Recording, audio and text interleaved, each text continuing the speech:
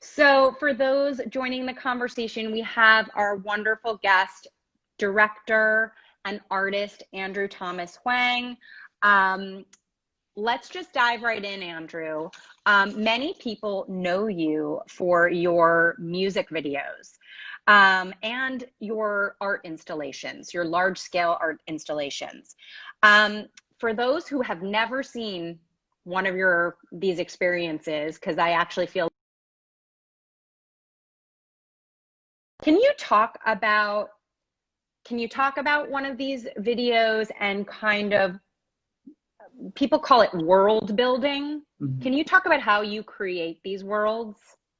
Yeah, I like to combine live action film often with animation or puppetry or other techniques. Um, I couldn't tell you exactly why. I think I just enjoy. I think I get excited when I see something and I don't know quite how it was made, and I think that goes back to, being a kid and watching, fantasy films or like, Jim Henson's work or like, even like Mary Poppins, like I just feel like, I think to have magic interwoven with our reality is something that I care very, it's something that I just enjoy.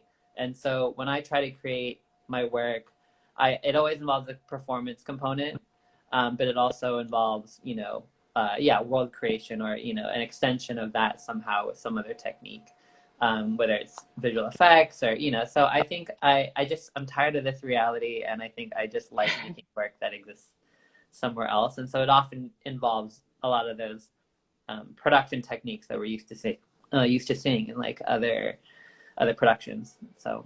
So sick of this reality. So let's talk about some of those techniques. You talked a little bit about animation, puppetry. Some talk about spirituality as a big part of your work. Virtual reality is a big piece as well.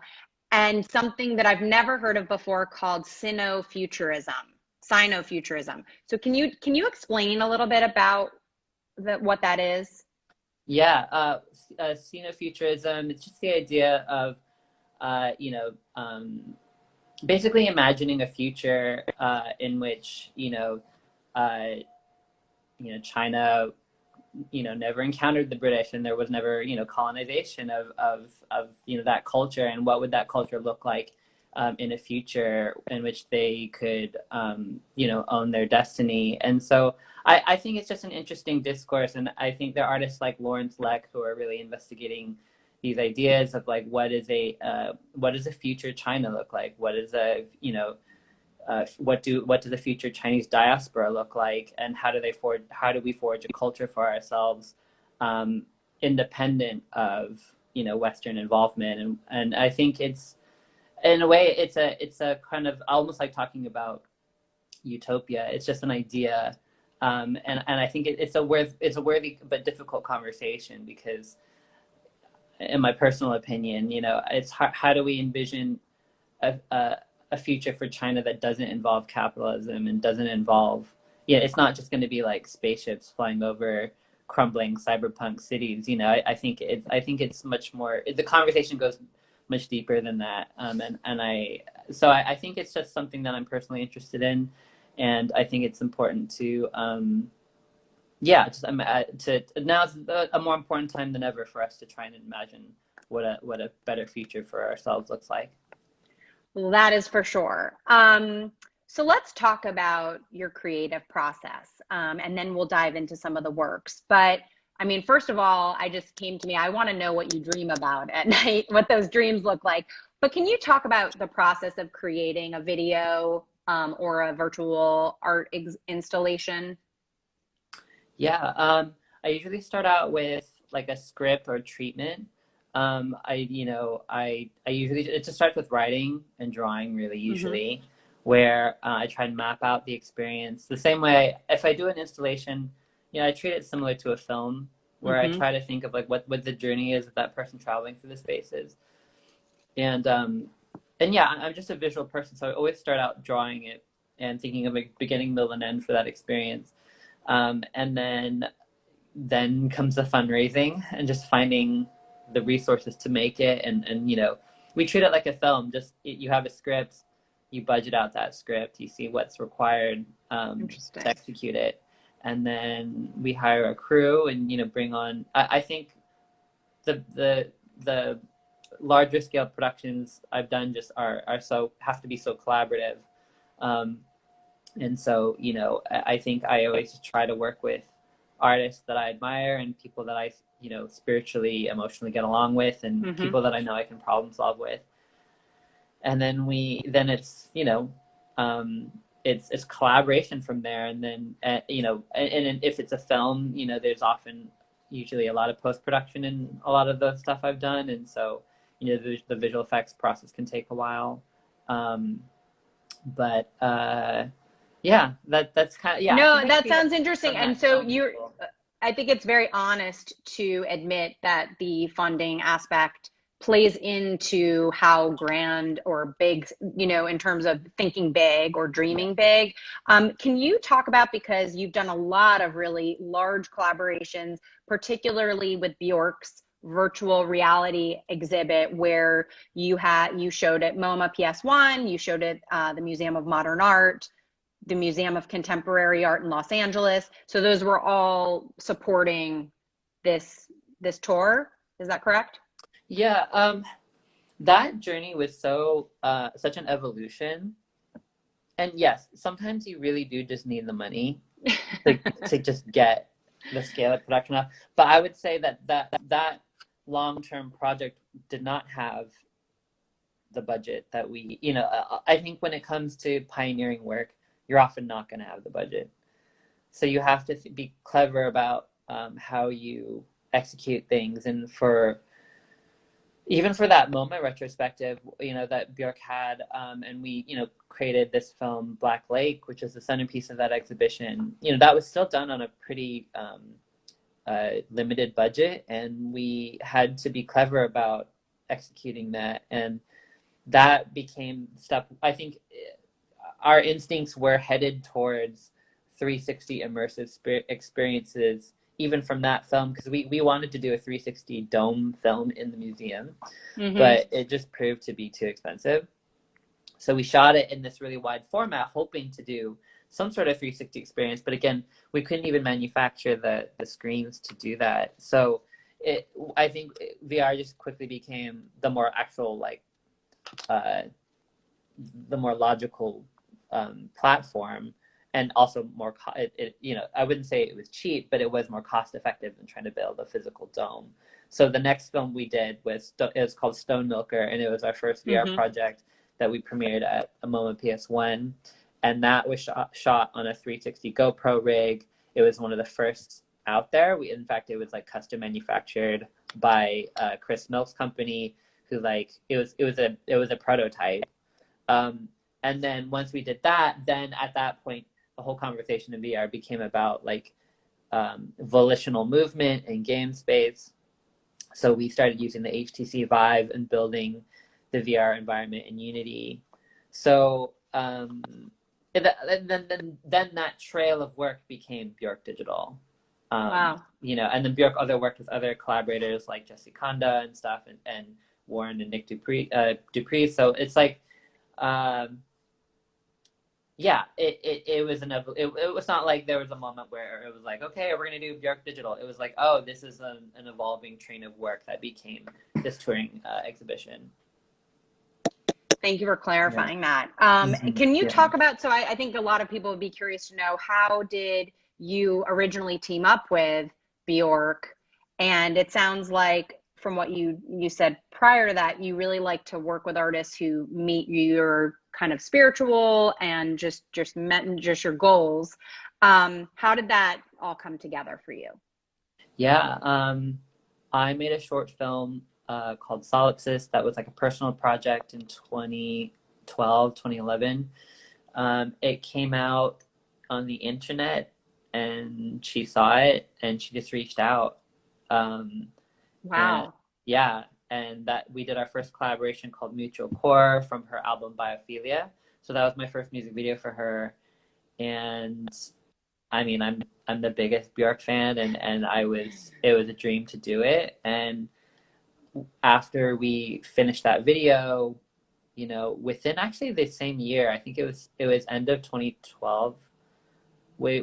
She was in town and we met up again, and she was just like in a really bad space because her and Matthew Barney were splitting, and she also just had this tsunami of attention coming with her retrospective, and she was just like, I really want to do something different. And I was like, yeah, I do too, you know, like, so that's how we started, you know, doing this longer term collaboration for Volnicura, her next album. And then our final project was for her album Utopia, a video called The Gate. So yeah, we did six videos, if you want to call them that, over 6 years. So Andrew, I'm so bummed because I'm trying to pull up pictures, and for some reason something wacky is now going on with my photo options. So I'm so sorry. If I'm pausing, it's because I've been looking to try. I don't know what's going on with that, but we'll continue just describing. No worries. Yeah, and I just have to say, I mean, Mutual Core. It's, for anyone watching it for the first time, that one for me in particular, your work is so immersive, and so, if I may say, and just your partnership with her, you can really feel the connection you two have. Yeah, thank you. That one's really special, and I think I've felt so much pressure for that one because it was my first, and because with her, and because her legacy is so, her legacy changed me. You know, all the directors that she's worked with, and all of her ideas. I wanted to do something really special, so I threw everything I had at that one. Well, it shows. Anyone who has not seen Mutual Core, I mean, along with everything else, but that one it's really incredible. And you are someone who you are never idle. You've spent this time at home in the quarantine, continuing to immerse yourself in creative projects. You've partnered with Google and Lens in something they call the Creator Labs. Mm-hmm. Can you enlighten us a little bit about what Creator Labs is? And then maybe tell us a little bit about what you've been creating and focusing on there. Yeah, I may mess up what Creator Labs is, but okay. It's understanding that, Steve Chaikin there reached out, and, they've been reaching out to, just creative, underrepresented voices and championing them and giving artists, budgets to shoot things with the phone, the new Google phone. And so our first collaboration was end of last year, actually. I've been working on a feature film, and so I have a scene that I wanted to make as like a proof of concept. Mm-hmm. So my first collaboration with Creator Labs was shooting like a short film called Lily Chan and the Doom Girls on the phone. So it's a story inspired by my mom's childhood in the 1960s. And so we shot a test, and did a photo series here in LA of, these Asian teenage girls like hanging out, in the same way that my mom had photos of her and her peers hanging out in the 60s and 70s. And so that was our first test, our project together. And then most recently, just before the pandemic hit LA, I did like a photo series featuring some of the queer, trans, and non-binary, Chinese artist peers of mine, and doing portraits of them, and that with the phone. And so that was like a nice, intimate, personal project that that we did. And I kind of, when lockdown happened in LA, I still had work to do on that, so I finished those photos and released them not long ago. I wish I could show them. You had somewhere I read you said that those photos are about intra-community support and peer mutuality.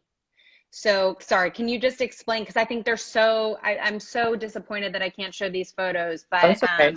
what you mean by intra-community support?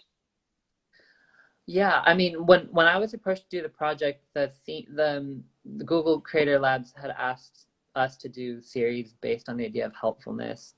And I thought that it was, and that was open to interpretation. And for me, I guess I've just been really inspired by the work that my artist peers have been doing, which is just shedding light on community work that needs to be done to uplift other, you know, queer community or communities of color. And, you know, when we say pure mutuality, it's this idea that we, you know, directly help each other and directly uplift each other rather than there being, I think, you know, the unfortunate reality is we do have institutions that, while they're well-meaning, I think there's still a power dynamic that many underrepresented voices can't escape. So this idea that we can mutually empower each other, and I mean, that could be something as simple as, you know, showing up to someone's door and bringing food, or helping, you know,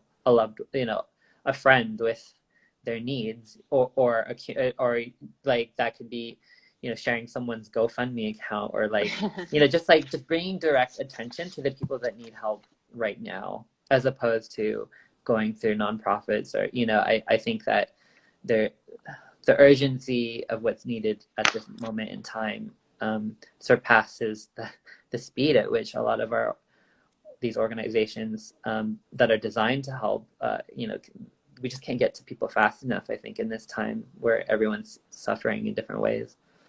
It's so wonderful. I love the whole sentiment behind what you're doing. And yes, everybody check out Andrew's Creator Labs series because they're really spectacular. So let's switch just slightly. Another film, your video that you were nominated for a Grammy for this year. It's called Cellophane. It's FKA Twigs. It's called, I mean, for anyone who has not seen this video, I was completely entranced. I've watched it multiple times. Everything from the just the sound, you know, quality, her shoe. I mean, of course, I'm a fashion person, so it's like I couldn't stop looking at that shoe. Yeah, there's a lot of YouTube comments about the shoe sounds. The shoe sounds, the athleticism, the rabbit hole she vanishes into. I mean, this is mind blown is really all I can say. So can you talk to us about this short video masterpiece?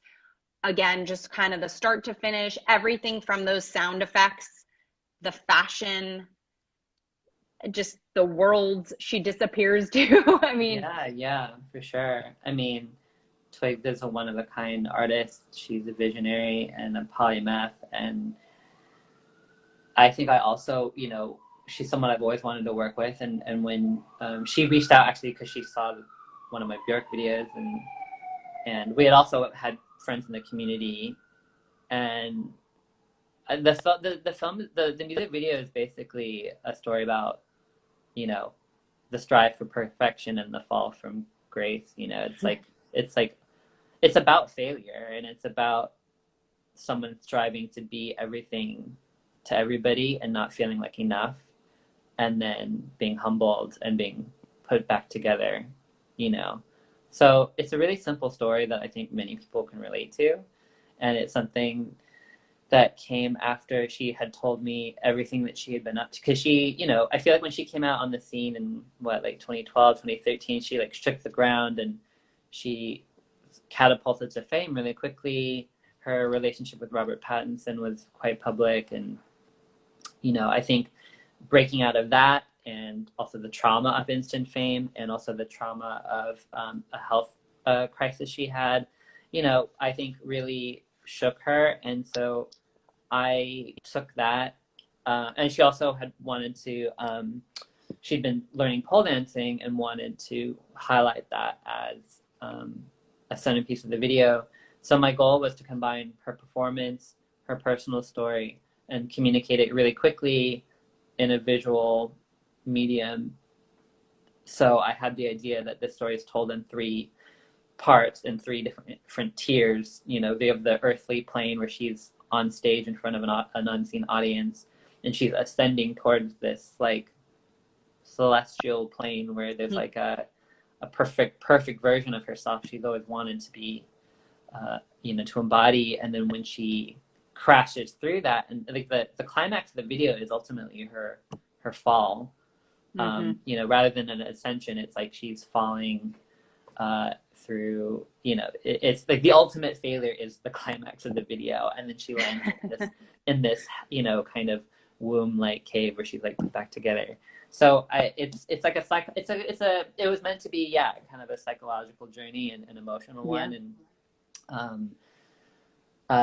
her stylist Matthew is incredible, and you know, and his partner Ed, they designed her outfit, and we found the shoot. We looked for, you know, all the great, like we looked for like some really great stripper heels in Kiev where we shot it, and those became the heels that she's wearing in the video. And I just knew, on the sound, I mean, I just knew that when she comes out, she has to be like literally dressed to kill, and I wanted the shoes to sound like knives, you know, like she's stabbing that mirror floor with her knife, like she's gonna like fucking kill it, you know. And like I can hear it in my head right now. Like, yeah, we start with her looking regal and amazing and killer, and then we end with her covered in mud and naked, you know. So like that's like the character arc. So it's incredible.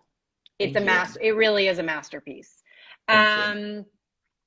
So we talked a little bit about, okay, so I'm like, there's so many directions I could go. I don't have this written down, but I am curious. You go really back to your childhood quite a bit through several of your projects. And maybe just talk a little bit about the inspirations of kind of where you came from, and how, you know, in addition to all of the things you obviously learned, whether it's animation skills or things like that, I think just at the base root, it's always fascinating to learn what inspires an artist from their upbringing. Yeah, for sure. Well, you know, my parents, well, my mom was born here in LA. Her parents moved from the Toisan area, you know, in southern China, like the Guangdong province. And so, you know, my mom's like a post World War II Chinese, you know, descendant, baby boomer, and my dad was born in Hong Kong and also moved here when he was young. And so they both grew up in Chinatown, and we had a Chinese restaurant in Gardena for 40 years. And, you know, I grew up in the South Bay, and I think I don't know, I think so many Asian kids who grew up here strive to assimilate. And, you know, I think when it came to making my art, I hadn't turned a lens on my heritage. I think I think, you know, there was a period of time, I think, where I was afraid of making personal work because it felt like indulgent, or, you know, I didn't want to be pigeonholed, only being able to tell Asian stories, or you know, and so, but I you know, I think like doing commercials and music videos was, you know, it was an entry point for me into film. And I was looking at directors like, you know, that I grew up watching in the 90s that inspired me. But I think, you know, race was something that I hadn't had the courage to confront, or my identity, until, frankly, you know, the past 4 or 5 years, you know. And I think that is thanks to, you know, all the other work that, you know, Black and Indigenous artists have been doing, and seeing that assertion of existence, you know, it's like, oh my God, like I have so much to say. So you do, you know, so I think the first short film that I made that was personal came out last year, called Kiss of the Rabbit God. And I wanted to base that, I loved it, you know, a Chinese restaurant that looked very much like my parents, because we had a Cantonese restaurant, and those are actually kind of dying out, at least the old school ones in like closer to downtown. A lot of the Chinese restaurants in Alhambra and stuff are all, you know, more Mandarin speaking, and we're a second wave of immigration that came in the 70s. So, so yeah, you know, I think, yeah, just you captured, I mean, that inside of the kitchen in that particular short film, with the speed and the frenzy and the just this, all of the sounds in that video also. I don't know, maybe I'm very auditory, but I felt like I was in that kitchen. And then, you know, by contrast, the world, this fantasy world he finds with this, you know, god of love, or Yeah, I don't yeah, know exactly. yeah, yeah. Again, it was we found a restaurant that was perfect. It had the same carpet that we had and the same dishware, and the sound of the kitchen was like, because I used to sit in my mom in the back office where my mom worked in the restaurant, and it was just, there was a sound to it, and I just remember it was so loud. You know, I think I tried to bring Yeah. that back into this film and create a contrast. Again, here's a character that wants to be seen, and when he's seen for the first time by this god, it's the thing he's always wanted and the thing that he fears most. You know, it's like sometimes I feel like the thing that we always want, when we finally get it, it can be really traumatizing. You know, because it Yeah. kicks up all the fears of losing it, or fears that maybe you're not worth it. And so I think that's what that film kind of became about. Yeah, it's beautiful. All right. Well, sadly, we have a few more minutes. I guess let's shift, and I'd love to know, what are you most proud of in your work thus far? Oh, I don't know. I mean, I think I'm just grateful I can even do this. It's a real privilege to be able to even make films, and I'm proud of my collaborations. I think just more proud of the people that I've worked with, and like our ability to share the same dream. I think is Hmm. that's what I want out of this. It's like, I think when the work's done, like I can look back and critique it, or maybe sometimes I'm proud of it, but I think about the experience of what I went through to make it, and that's what's special to me. You know, especially the low points where we don't know how we're gonna solve something, and then, you know, you two people bring together their ingenuity to solve it. I think that's why I do this. So I'm proud of those. Yeah, all the problems that I've solved with some really brilliant people I've been honored to work with. Well, you're certainly humble. I would love to just ask, is there a takeaway that you would like people who are new to your work, or people who are fans of yours, when they're looking at your work, just one takeaway message? Um, I think Or just maybe that we have a lot of work to do right now. I think we have so much art to make, that to imagine a new world for ourselves. And so I think just I encourage everyone to do the deep mining, to mine yourselves, and to, you know, get your voices out there and seen and heard, because I think we need people to we need people to make art more than ever at this point in time. so Yeah, instead of art imitating life, you want art to reflect a new reality that hopefully becomes life, yeah. potentially. I mean, you know, we yeah. This is, I think when you make your work, it is like a form of magic. You know, when you write ideas and you put them out there in the world, Yeah. they evolve into something, and they hold power. Same with images. You know, images are so expensive to make, but once you put them out there, they have a real tangible effect on our reality. And so I think we have a great responsibility as artists to be crafting messages that are ultimately compassionate and helpful towards forging the world we want to live in. I love that idea. So our last question, Andrew, what is next for you personally and professionally? Yeah, I professionally, I'm working on my feature film. I just finished my eighth Mm. draft. I'm in late development. It's called Tiger Girl. I want to shoot it as soon as we can. I know that the pandemic may shift things quite a long time, but Wow. I'm going to keep working to, you know, keep nudging it along. And personally, you know, I think just taking care of myself, taking care of my loved ones during this time. Because, yeah, I think it just requires great endurance right now. So I think being patient with ourselves and nurturing is important.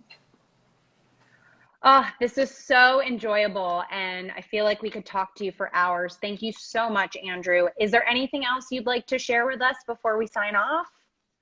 Thank you for having me. This is a real pleasure. Thank you so much, Brooke. I really appreciate it. Thank you. Well, we'll definitely be circling back, especially we want to hear updates about Tiger Girl. That sounds very exciting. So something to look forward to in the Thank future. you.